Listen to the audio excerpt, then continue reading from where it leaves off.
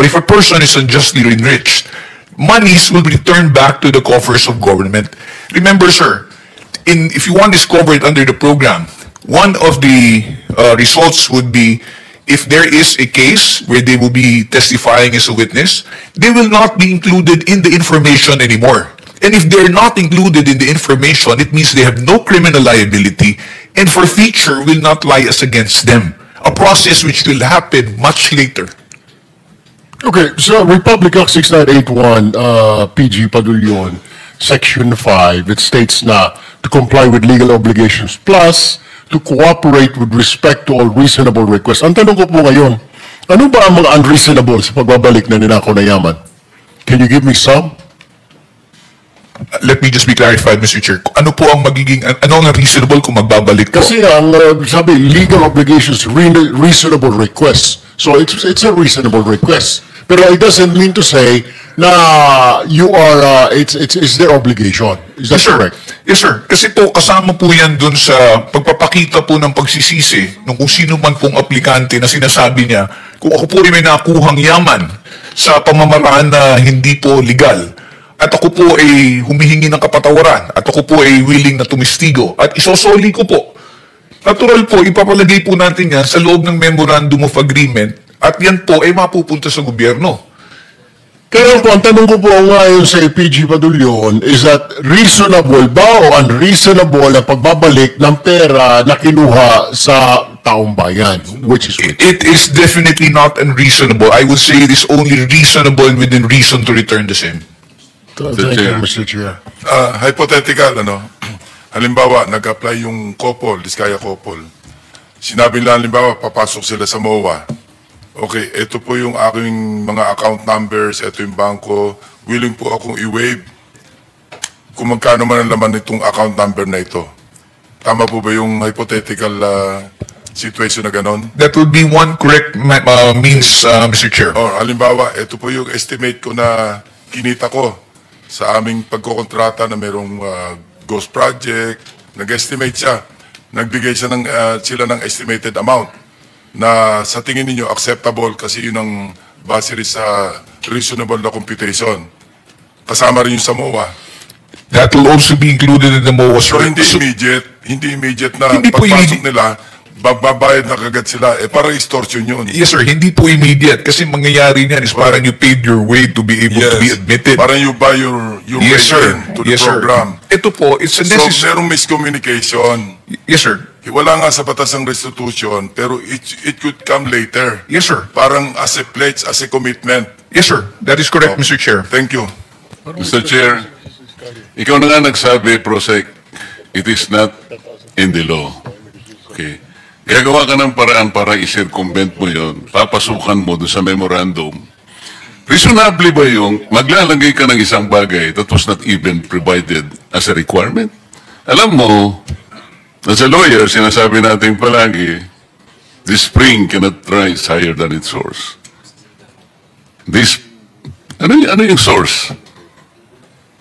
The law itself, di ba? Bakit ka ngayong gagawa to circumvent it para lang ipakita mo? Alam mo, you'll be abusing.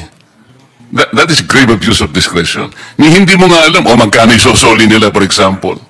Alam mo ba kung paano isosoli? Doon lang sa solian, doon lang magkakaroon ng corruption dito. What was not given to you by the law, you cannot have it. Dito tayo nagkakaproblema, Mr. Che. Kaya, ang pinag-uusapan lang, these people, gusto nilang tulungan ang Estado. We're not, hindi man, pinag-uusapan Mrs. Diskaya wants to say something. Can we allow her? Pwede natin magsalita ka muna. Yes po.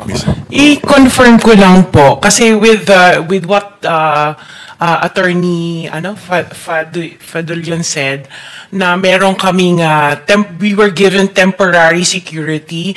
Definitely we weren't kasi I had to get our own security for me and my kids after the session here where we mentioned the 17 congressmen. So hindi po kami nabigyan ng DOJ ng any security whatsoever. And then yung sinasabi na hindi kami nakikipag-cooperate. Actually, the affidavits that they were requesting were prepared and we were ready to give it to DOJ. Pero kasi we were required to restitute first. So hindi namin You were required to restitute. Oo, How much? Wala silang sinabi na amount. So hindi namin alam kung ano yung restitution. Baka stipulation lang. Oo, so it was one of the, yun nga po, one of the stipulations PG, that baka stipulation lang was yun, asked of us. Mr. Chair, I am not privy because I am not part of the ones who have been talking Yes. to and communicating Yes po, with the opo. Diskaya couple. So I will have to validate that information, Mr. Chair, as to whether or not So- restitution was made a condition. Maybe you can renew your application. Actually, hindi din Puntahan nyo kami, na lang si PG Padulyon. Opo, hindi na po kami, we are 100% trying to cooperate with whatever is asked of us. So when Mr. Diskaya was let out for a half day to do the ledger, nagpasa po kami ng ledger ni Yusek Bernardo nung day din na yon, pero hindi din pinansin. It parang sinabi sa amin, the case will go on Okay, even without para the lang kasi ledgers. 490 na, no? Sabihin ng lawyer ninyo, mag-coordinate sa DOJ. Andito yung director ng WPP. Kung makipag-ugnayan, para hindi tayo dito nagba-back and forth. Hindi tayo matatapos eh. Kasi I think there's a lot of miscommunication eh. No, iba yung interpretation, iba yung interpretation. Yes, So, Mr. Senator Chair. Rizal, you're about to... Yes, salamat Mr. Chair. Since sinabi ni Ms. Diskaya na gusto nilang mag-cooperate 100% sa mga investigasyong ito, just to make of record explicitly, bukod po sa sinubmit na nilang mga proyekto ng Alpha and Omega 2016 to 2022, iniintay pa po ng komite yung mga proyekto 2016 to 22 ng St. Gerard, St. Timothy, Amethyst Horizon, St. Matthew, Great Pacific Builders, at Elite General Contractors. Plus po, yung mga joint venture agreement projects ng mga Diskaya taong 2016 hanggang 2022 din, Mr. Chairman. Salamat po. Thank you. So, salamat Mr. Chair at siguro baka magkakaroon ng panibagong pag-asa yung mag-asawa na ito. Pero, Prosec Padulyon, huwag mo nang ipipilit yung restitution na yun, ilalagay mo sa memorandum. Mali yun. Para matuloy. Kasi nag-a-apply lang naman eh. Baka naman, ang totoo niyan kahit, Mr. Chair, kung... Actually, hindi outright yung restitution. Parang pledge yan eh. Parang willing kami mag-restitute. Parang ganun lang. Hindi outright kasi pagka-outright, parang extortion yun. Hindi, maski na yung pledge eh, wag na muna nating ilalagay kasi parang nababahiran ng ano eh. Unang-una, hindi nga natin alam, magkano ba yung restitution? Sino bang magkukwenta? Sino magtatago nito while nandyan yan? Paano kung halimbawa, hindi naman na kumpleto, hindi sila nag-qualify. O kung nag-qualify man lang sila as state witness, later on, nagkaroon nga sila ng konting sablay, pwede rin naman silang i-discharge as state witness. What happens to the restitution? Kaya para wala kayong sagutin, huwag nyo nang ipipilit yun, wala kasi sa batas yun. Okay. I would suggest Thank that you, the lawyer Mr. of the Diskaya couple will just coordinate with the DOJ. Okay. Settled? Para mag-renew application. Yeah, thank you very much. So, meron pa? Thank you, Mr. Chair. Thank you very much. PG, you want to say something pa? Sir, ulitin ko lang po, yung pag-admit, pagpasok ko kasi sa pag-apply sa program is voluntary. That's why we cannot coerce or force anybody who wants to be admitted. However, yung sa sinasabi lang po ni Senator Marcoleta, una-una po liliwanagin ko, hindi po ako nag-i-impose ng conditions na ilalagay sa Memorandum of Agreement. It is an agreement between the Secretary of Justice representing the WPSB and the applicant. Now, as to whether or not restitution will be included there will depend on the evaluation of whatever statements will be submitted to us. So, gusto mo talagang patagalin itong usapan na to? Pinaliwanag ko lang ho, sir. Pinaliwanag ko lang ho. Okay, okay. So, members, would you like them to continue reading yung ledger, the contents? Sige. Continue, Mr. Diskaya. Kong Roman Romulo, care of Angelita Garucha and D. Aris, August 25, 2020, 3,915,000. January 17, 2022, 5,403,000. January 17, 2022, 2,058,000.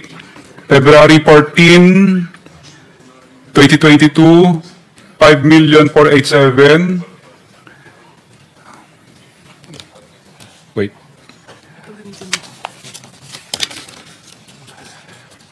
April 8, 2022, 2.6 million.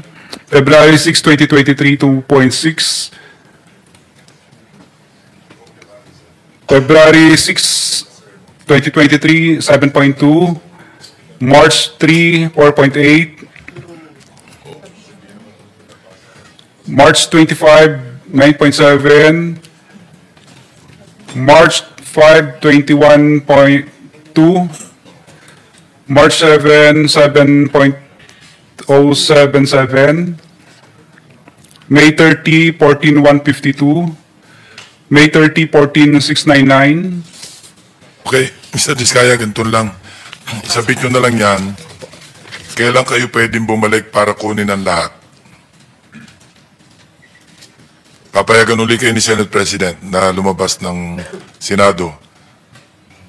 Kasi sabi ni Sergeant at Arms, marami raw. Sabi ko, sana binitbit nyo na lang lahat, kinarga nyo na lang lahat. Oh, Your Honor, Sabi kung ni Ram- mabibigyan niyo po sana akong wala sa detention ko. Yun nga, hindi. Sabi Sabi ko- gabi po, gagawin ko. Okay, papayagan ka namin uli. Susulat ako kay Senate President kung kailan. Pero kunin nyo na lahat, hindi pabalik-balik. Gusto mo lang yata umuwi. Totoo po, kasi namimiss ko na po yung mga anak Sige. ko at saka yung bahay po namin. Sige, Oho. gagawa kong sulat sa kanya. Ianis na lang natin.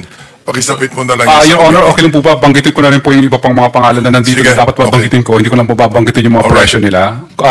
Yung susunod po si Kong Marvin Orillo, Kong Dean Asistio, Kong Patrick Vargas, Kong Marivic Pilar, Kong Jojo Ang.